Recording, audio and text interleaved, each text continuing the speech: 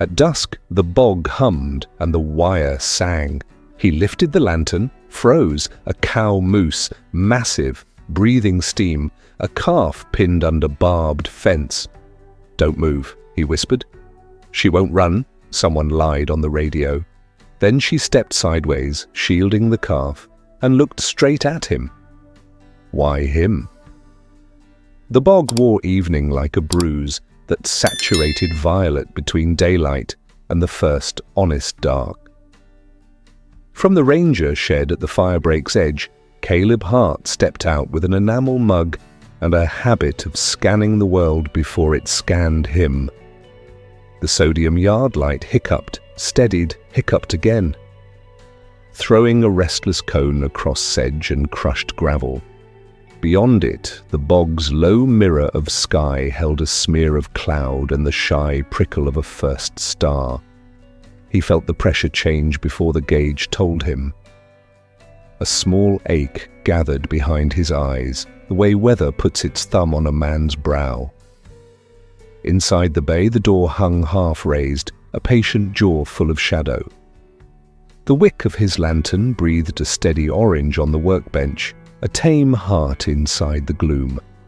He set the mug on the step, let the handle click once against enamel, and listened. Frost Sweet Peat, Diesel Ghost from the pump. Pine Pitch. The peeper's sword refrain stitched itself into everything. Black flies drifted like dust you can feel.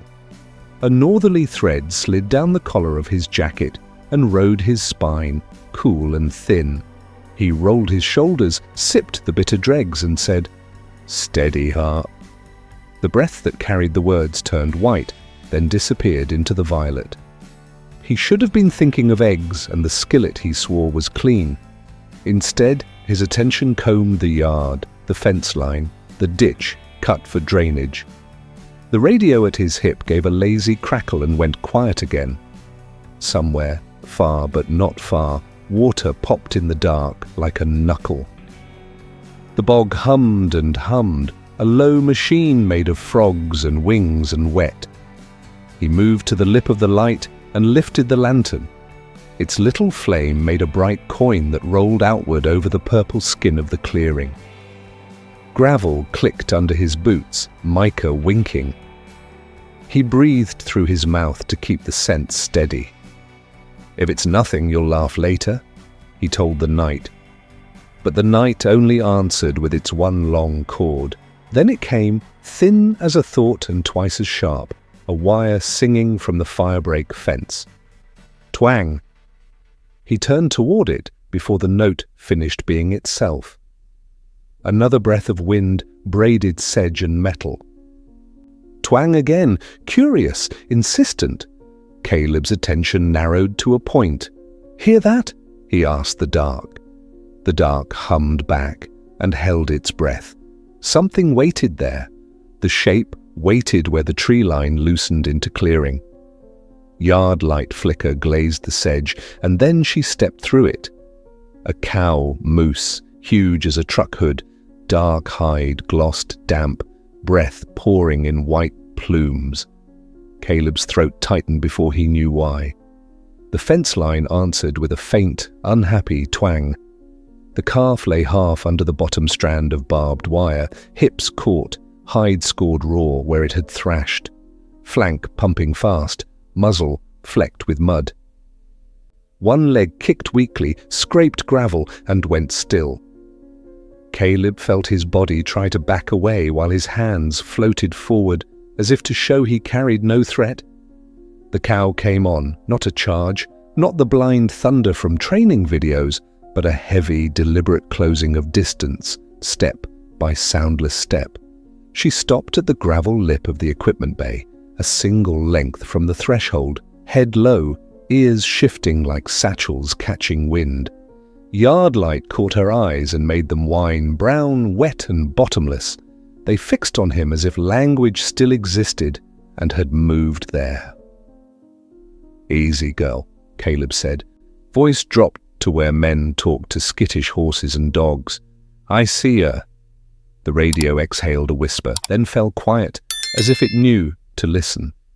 He tracked the angles, fence, calf, bay door, the dark that pooled between boulders. Instinct said step back, give up the ground. Another voice, older and closer to the center of him, said, move slow, stay small, let her read your hands.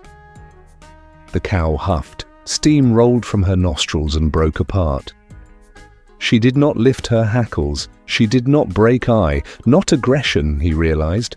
The recognition arriving whole. Desperation, a mother with a problem she could not solve alone. The calf's ribs fluttered under the lamp's thin spill. A thread of blood slipped along the flank and darkened the sedge. Caleb named what he saw to keep his mind from tumbling. Breathing fast, trapped at hips, scoring, shock likely. The words steadied his own breath. Hold, heart, hold. The cow shifted her weight sideways, one great shoulder taking the wind, body between the calf and the bog's cold breath. She stood like a wall that knew its work. Her eyes did not leave him. All right, Caleb murmured, palms open, wrists loose. We're going to help. The bog hummed. Insects kept time. The wire sang once more, thin and pleading. And then the night waited to see if he meant it. Dispatch! Ranger Hart at Bog Station 2, he said into the shoulder mic. Ken, I got a cow with a calf hung in barbed at the fire break, 50 yards north of the shed. Calf breathing fast, likely shock. Copy? A beat of static, then Ken's voice, awake all at once. Copy. Hold position. Don't crowd the cow. I'm paging Dr. Nora Walsh, ETA 1 hour if roads behave. 1 hour noted. Caleb's eyes stayed on the burnished, watching shape. He slid backward to the panel, fingers finding switches by habit. Floods off. Yard light dim only. Lantern steady. The clearing gentle to shade. Edges softening. Easy, girl, he said, low, not turning his back. We're reducing glare. The cow huffed once. Steam plumed, then vanished into violet. He moved with the calm he borrowed from training. Bolt cutters, trauma kit, 2 wool blankets. He set them on the gravel within reach, not between himself and her. Knees bent, profile small, he angled along the bay's lip, toward the wire. Ken, advise. Approaching fence to pad barbs, no contact yet. His breath came measured. Copy, the radio said. Keep the calf sternal if you can. Keep talking. I'm here, he told the night, then the calf. We're going to help. Its ears flicked. The flank raced. He unrolled a blanket and showed it with both hands, slow as a tide.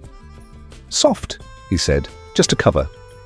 The cow stamped once, a earth note, then held. Caleb laid the wool over the lower strand, easing it between metal and hide so the barbs kissed fabric instead of skin. Good girl, he murmured. Stay with me. The second blanket he folded into a pad for pressure. He kept his shoulders canted, eyes slipping off the cow's gaze. Never a challenge, never a dare. The bolt cutters came up like a heavy prayer. He sighted the strand near the calf's hips. On cut, he warned, as if the cow could count with him. 3, 2, 1. The jaws bit. The wire twanged and sagged. The calf fought once, a panic kick, then stilled. Caleb's palm settled to the flank, warm, slick. Breathing, he reported. Rapid, starting pressure now. He breathed once, steady. The cow did not flee. Instead, she pivoted her great body side on, shoulders broad to the north wind, making a wall of herself so the chill ran around the calf and not through it. Ken, he said, cow is shielding the wind. The words steadied him. We hold. He slid the wool deeper across the bottom strand, padding every barb he could reach. The calf's hips were still trapped. Pad the wire, Ken said in his ear, calm. Keep her sternal, head up, check gums. Padding. Sternal. Head up, Caleb echoed. He angled the lantern low, kept his body small, and brought the bolt cutters to the tightest point. On cut, he whispered. The jaws bit. The strand parted with a thin twang and coiled into grass. The hindquarters came free with a jolt. The calf flailed once. He caught the barrel with his forearm and guided her to a chest-down pose, forelegs tucked. Easy. Breathe now. He slid folded wool under the flank and pressed 2 fingers along the slashing cut, just posterior to the rib arc. Dark blood beaded, then welled. Pressure, Ken said. Direct, steady, count your breaths. Pressure. 1, 2, 3. The bog hummed its chord behind the numbers, peepers sawing time. Caleb lifted the lip to see the gums, pale, capillary, refill slow.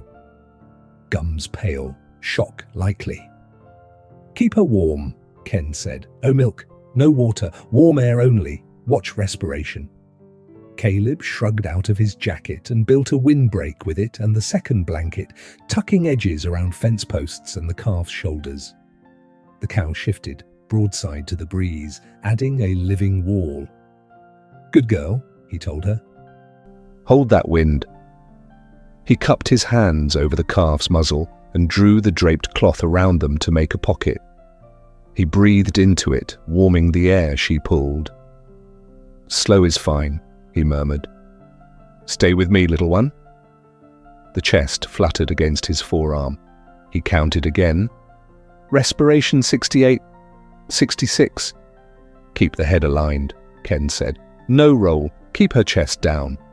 Aligned, chest down. He eased the bolt-cut wool tighter to the wound, added a pressure pad from the kit, and wrapped a soft bandage until the blood went from bright to seep. Blood. Bandage. The promise of scar.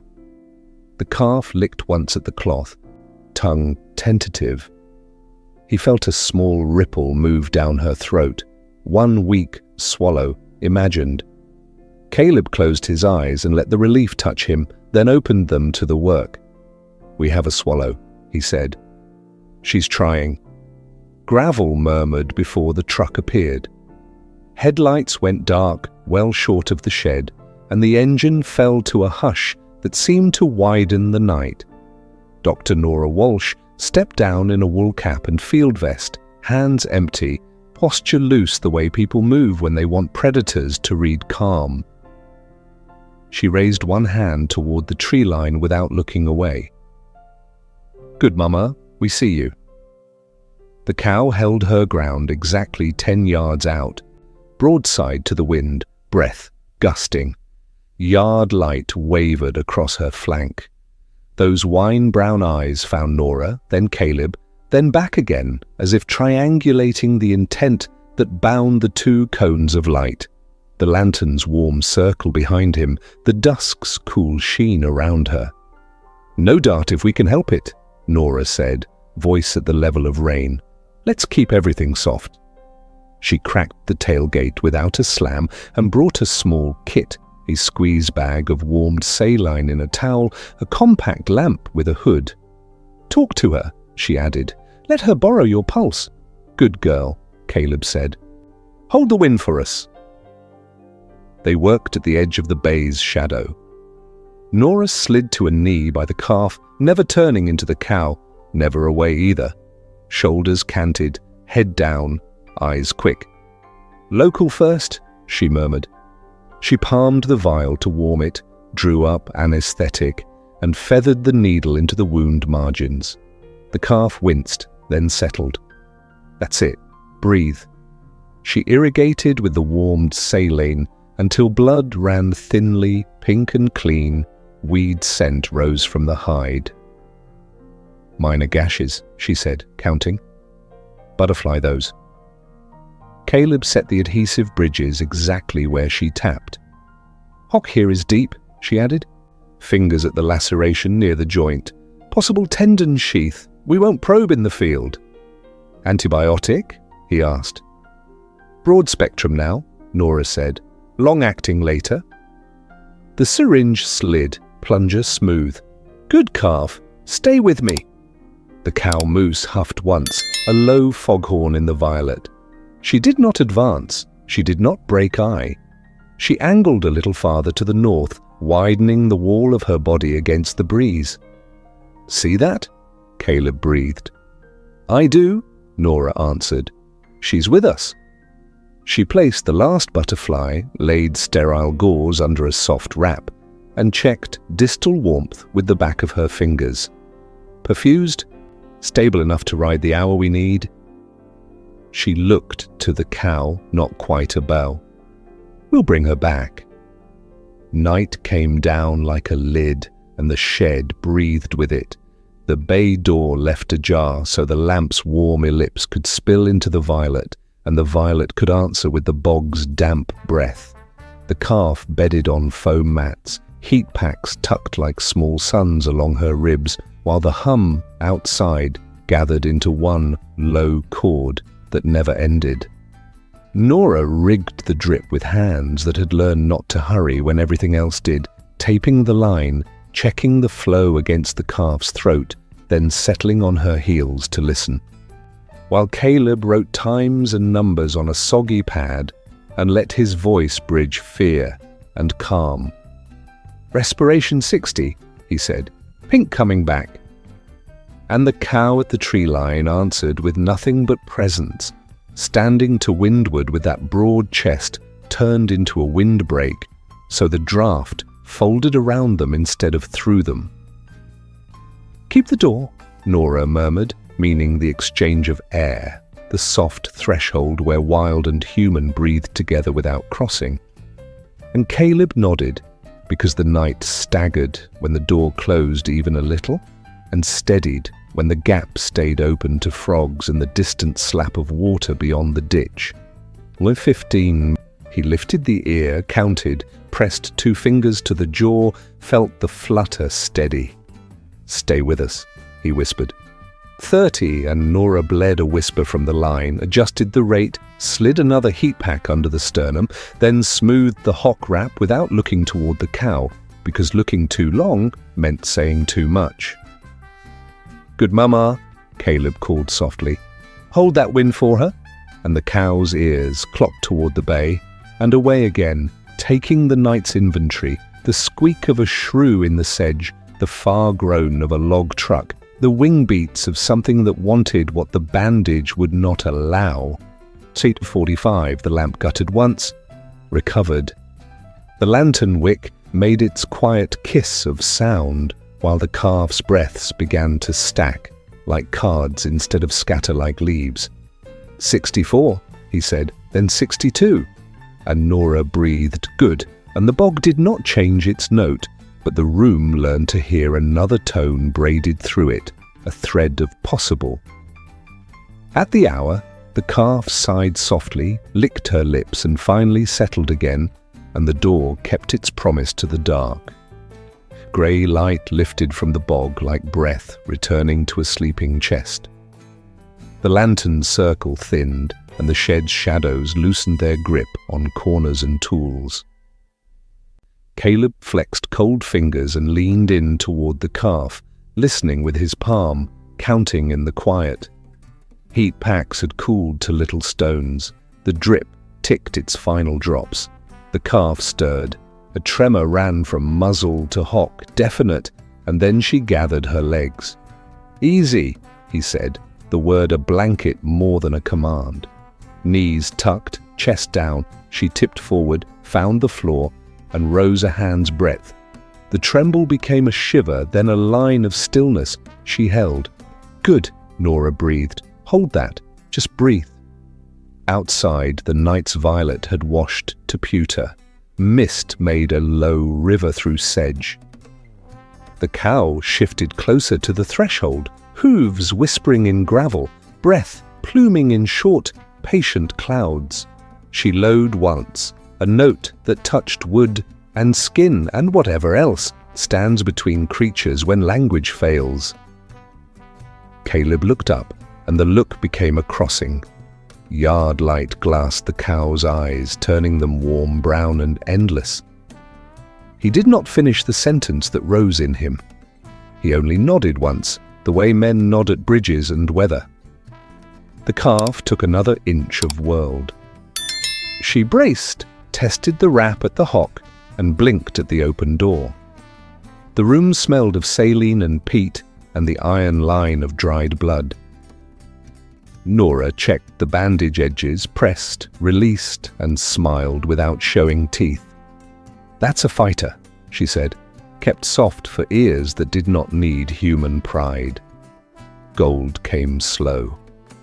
The pewter gave way at the horizon, and the yard light looked foolish beside it. Birds woke in the alder, one voice, then several, then a scattered parish of sound. The cow's ears clocked toward the bay.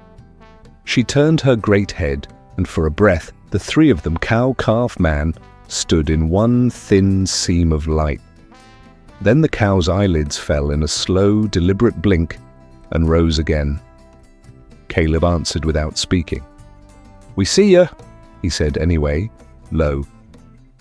"We're with her." The calf nosed the blanket, exhaled, and tucked her legs. Rest found her. Relief found the room, careful of what was still fragile, bright enough to warm now but not to burn. "Clinic's 90 minutes, Nora said, folding the crate. "Rutted all the way. We'll pad her and ride slow." Caleb nodded. "We separate them. We go now."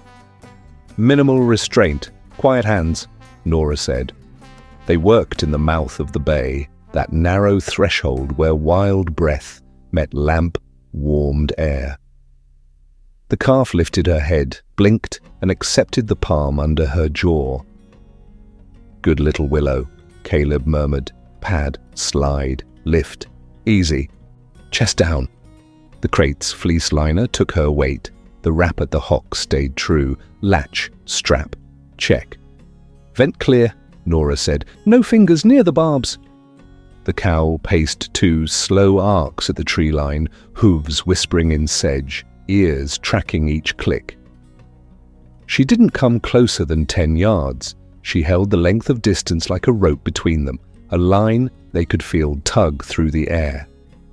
"Ken, we're rolling," Caleb radioed. "One calf crated, cow present, non-aggressive, parallel." "Copy," came back. "Road crew flagged a washout at mile 9. Take fire road B around the beaver dam." They eased the crate into the truck bed, wedged with hay bales to soften the ride, heat packs tucked where ribs and sternum wouldn't chafe. "Talk to her," Nora said, climbing in. "Let her borrow steady." "We're bringing you back," Caleb told the cow, hand lifted, voice low. "Hold us to that."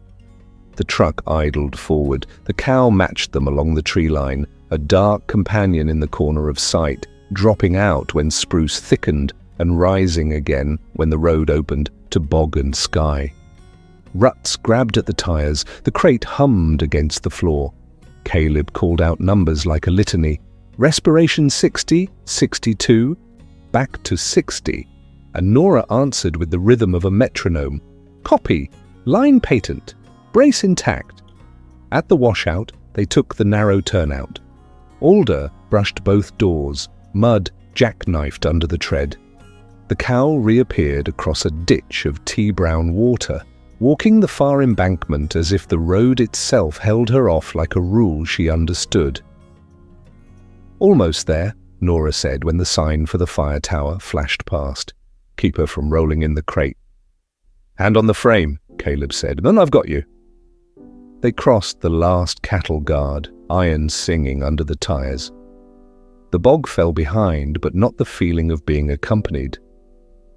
In the mirror, the cow paused on a hummock facing them. She did not call. She only watched, then kept pace with the horizon. Fluorescent light flattened the room to white bone and chrome, a cold noon far from the bog's violet dusk. The crate slid onto a gurney, wheels clicked into their tracks. A monitor woke with a soft chirp, then found a rhythm. Beep, pause, beep, pause. Techs in slate scrubs moved like water around rock, setting pads, checking lines, clearing the field. Nora stripped gloves from a fresh box and leaned close to the calf's eye. "You're here," she said. "We're keeping you here." Minimal sedation, not sleep. A tiny dose eased into a vein, the head settled without dropping. "Hold her sternal," Nora said. Caleb steadied the chest while a tech pressed the hock, testing warmth, counting refill. Ultrasound gel shone like rain on stone. The probe slid. A grey world bloomed on the screen. No jagged line, no gap, screaming fracture. "No fracture," Nora said. "Partial tendon sheath, tear here, deep laceration tracking lateral, risk of contamination." The monitor kept time. Beep, pause, beep, pause. "Irrigation first, warm saline, then debridement. We keep her warm, we keep her breathing even." Warmed bags came from an incubator, tucked in towels. Saline flowed across the wound until pink eddied to clear. Nora's forceps lifted debris, a grass seed, a sliver of rust, a smear of peat no longer welcome. "Good," she breathed. "Now stitches." She set a row, then another, neat as quilting. Butterfly closures kissed the smaller gashes. A padded hock brace wrapped the joint, firm enough to guard, loose enough to spare circulation. "Check distal warmth." Caleb touched the pastern, nodded. Warm. IV fluids dripped with patient gravity. A warming mat sighed beneath the chest. The room smelled of iodine and clean metal, the opposite of peat and pine, but necessary as breath. "Keep her sternal," Nora reminded. "No roll. Steady." A tech read numbers. "Heart rate decreasing. Respiration evening out." In the glass of a cabinet, Caleb caught his own face, tired, watchful, and behind it the soft eye of the calf, brown and lucid now that pain had been pushed to the room's edge. "Stay with us," he said.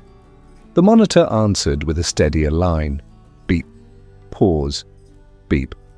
Nora made the call against full sleep. Too deep and the chest might forget its job. "Light only," she told the team.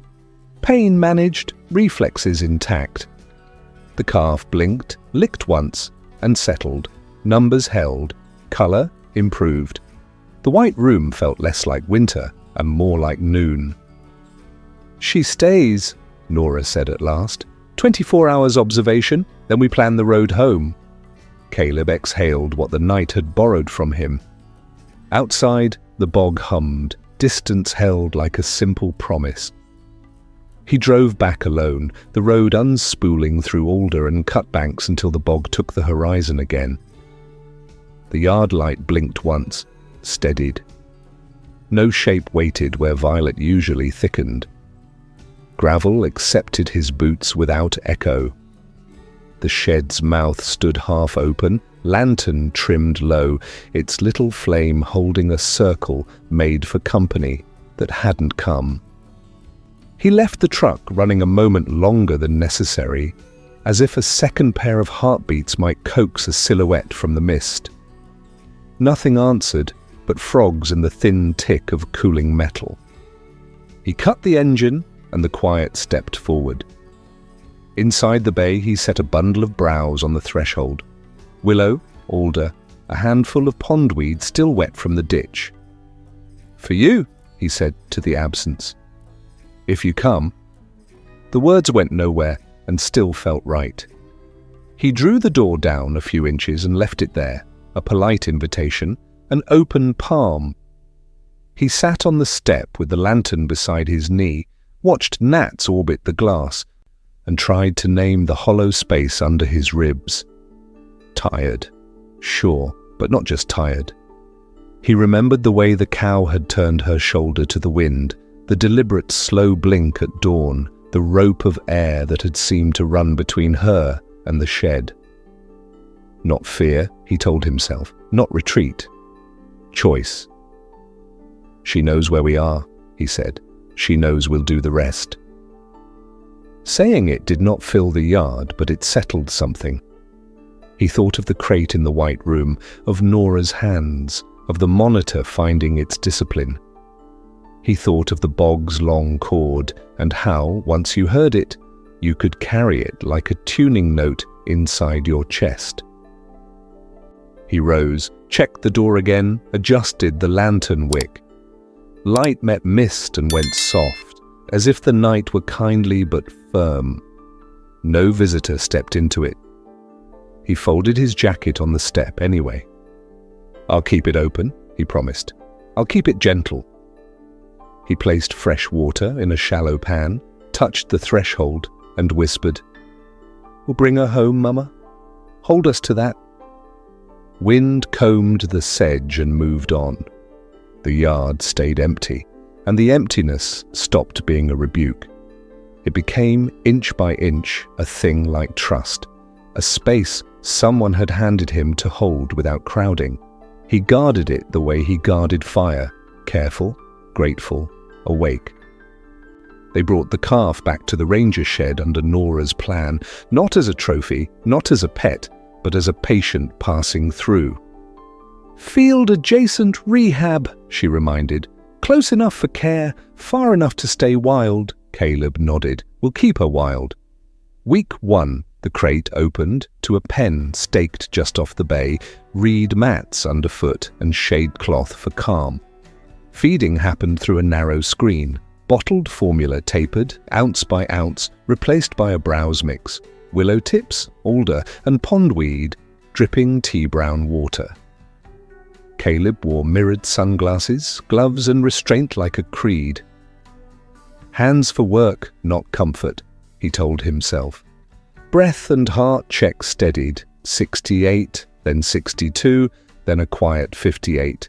The hum of insects became the metronome.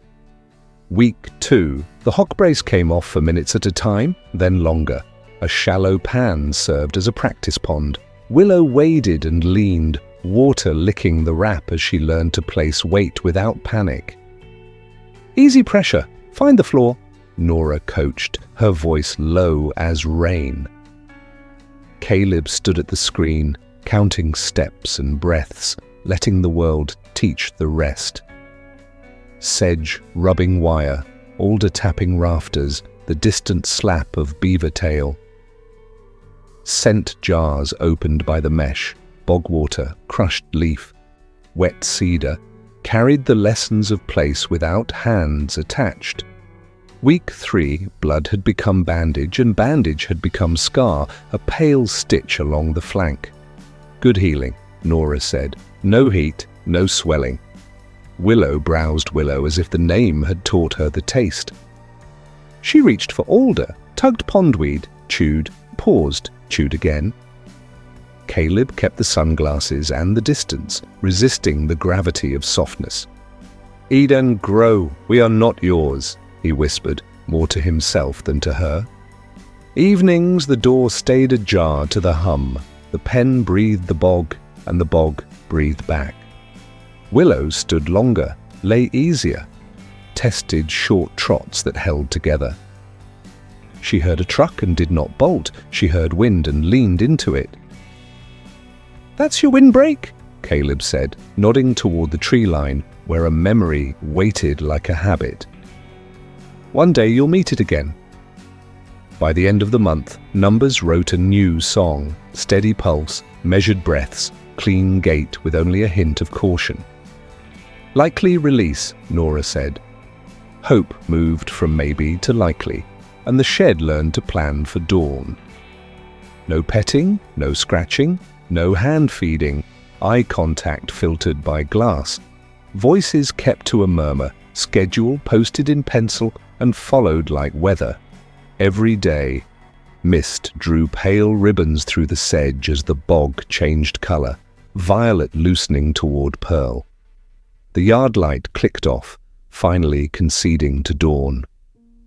Caleb and Nora stood by the temporary soft release pen they had built at the bog's edge. Low rails, a gate on a rope, a corridor of reed mats leading to water. Breath showed in brief ghosts, then vanished. "Gate's yours," Nora said. Her voice was careful with the morning. Caleb nodded. "Easy does it, Willow." He drew the rope and let the gate ease wide. Willow stood at the threshold, ears cupped forward, nostrils tasting the wet. She set one hoof into muck, felt it hold, and tested weight. Another step, then another, each placed as if the ground could lie. The hock brace had been removed at dawn. The rap's memory remained, a caution in the muscle. "Take it," Caleb whispered. "The world will meet you." The hum rose from frogs and wings and water, the bogs one long chord, waking all at once. Willow breathed into it and the sound seemed to thicken, as if a new instrument had found the note. She waded to the knee, paused, and looked back only once. Past Nora's stillness, past Caleb's lifted hand, into the dim, shed mouth left ajar for luck. On a hummock, beyond the sedge, a silhouette gathered itself from mist and shadow, the cow moose, wind in her mane, massive and motionless as a cairn. She had come without sound. She watched the water take Willow's ankles, then shins, then the soft line of belly fur. "I won't call," Caleb said, barely more than breath. "She knows." Nora's answer was a small yes. "Let the wind talk." Willow nosed a mat of pondweed, chewed, swallowed, and moved again. Wider arc, deeper pool, the first honest work of a bog-born life resumed. The cows stepped one pace along the hummock, angling to the morning breeze, so the scent could ferry every detail. Saline, bandage glue, willow sap, the old memory of fear. Caleb kept his hand lifted but open. "Thank you," he said, to the animal, to the day, to whatever gives bridges their span. The cow turned her broad head toward him and closed her eyes once, slowly, then opened them. Nothing dramatic, only recognition returned across shared air. The hum swelled. Willow moved on, the two dark forms thinned into mist until they were only suggestion and wake. Behind them, the bay door stayed open and empty, holding not absence but duty, bright with a quiet promise to keep. Thank you for watching until the end. If this story touched your heart even a little, that's our greatest joy. If you'd like, please share your thoughts in the comments. We'll keep bringing you stories that stay with you, so please consider subscribing to the channel. See you in the next video.